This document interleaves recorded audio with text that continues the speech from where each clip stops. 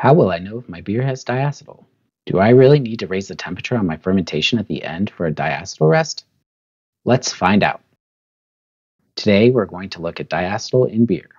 What is diacetyl?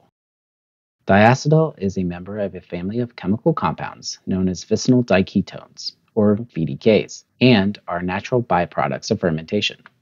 Diacetyl is well known for the buttery flavor and aroma it leaves behind, reminiscent of buttered popcorn or butterscotch candy. And, given enough time, the yeast will continue metabolizing these compounds into other compounds that have no flavor. One way brewers can speed up the cleanup is to perform a diacetyl rest by raising the temperature towards the end of fermentation to push the yeast along. But how do you know if you've given the yeast enough time to clean up? Enter the diacetyl or VDK test. To perform a diacetyl test, here are some of the equipment that you'll need. 2 jars with sealing lids, a hot water bath.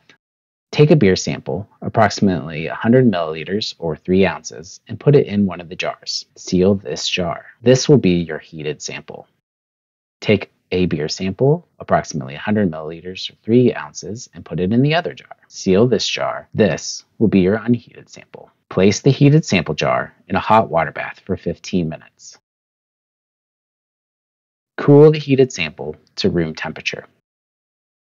Finally, perform a sensory analysis on each sample, starting with the heated sample. If the heated sample has butter and/or butterscotch aromas, and the unheated sample does not, continue with the diacetyl rest.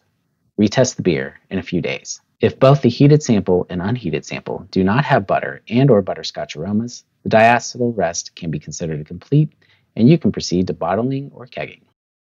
Cheers to drinking beer that doesn't remind you of the movie theater.